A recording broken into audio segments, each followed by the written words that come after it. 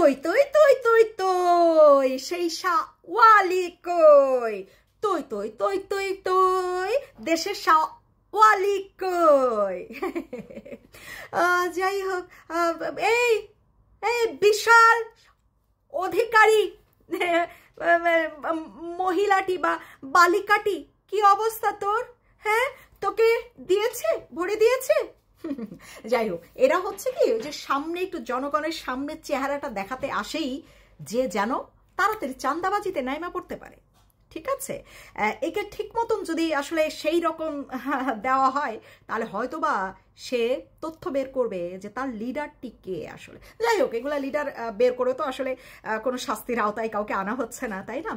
ধরেন যে ওয়েস্টিনে আমাদের এই নাকটিপা উপদেশটা হাঁসের মাংস খাইতে যায় চান্দা তুইলা, তার বলল একজন, স্বীকারও করলো যে তার লিডার হচ্ছে সেই উপদেশটা আসিফ, তো এবার তাকে গ্রেফতার করা হয় নাই, জিজ্ঞাসাও করা হয় নাই।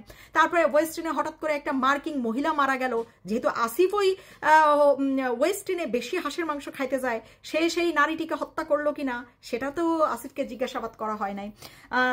অস্ত্র সে লাইসেন্স কেমনে করলো 27 বছর বয়সে, সেটিও কোনো প্রশ্ন করা হয় নাই। তা আসলে এদেরকে ধৈরাই বা কি দরকার? জনগণের চোখে ধুল ছাইরা দেন না ভাই, চান্দাবাজি করো একটু।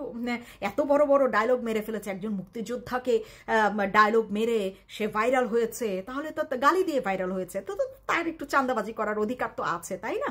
আর হচ্ছে গিয়ে একটা মজার জিনিস খেয়াল করবেন যে এই 4-5 জন যখন গালি, মজার জিনিস না, 4-5 জন যখন গালি দিয়েছে, দেশে এত কোটি কোটি মানুষ কেউ তো আর ঠেকাইতে আসে নাই, তাই না? এর মানে তাদের গালি দেওয়ার অধিকার আছে, গালি দেওয়ার অধিকার আছে, গালি দিয়েছে, তো এখন তারা আর চাঁদাবাজিতে গ্রেফতার করে লাভ কি? কিছু কইটা খাইতে তো হবে, তাই না?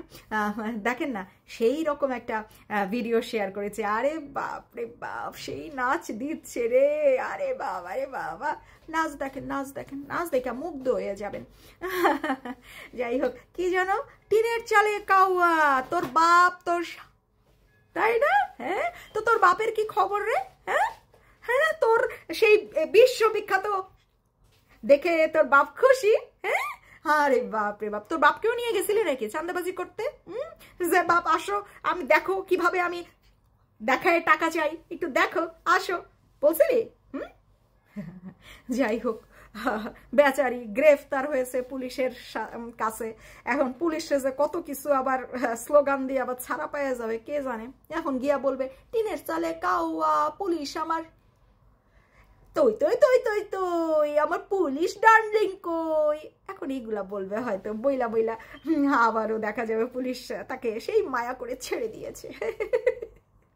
বড় বড় চাঁদাবাজদের ধরেন, হ্যাঁ, বড় বড় চাঁদাবাজদের ধরেন, এদের লিডারদেরও ধরেন। এই যে গাড়িতে যে চাঁদা ডোনেশন দিতে গিয়ে যে ভিডিওটা ভাইরাল হয়েছিল, তাকে কি ধরা হয়েছে? তাকে কি ধরতে পেরেছে? ধরেনি। কিন্তু কেন ধরেনি? বড় লিডার চেয়েছে টাকা, তাই?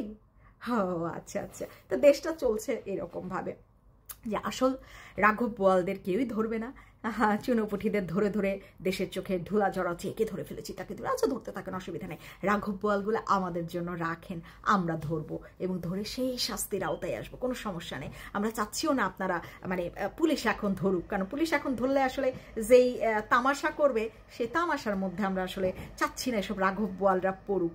রাঘব বোয়ালের শাস্তি আমরা দেখাবো যে এদের কিভাবে কিরকম করে ডোনেশনের শাস্তি হয়, ঠিক আছে?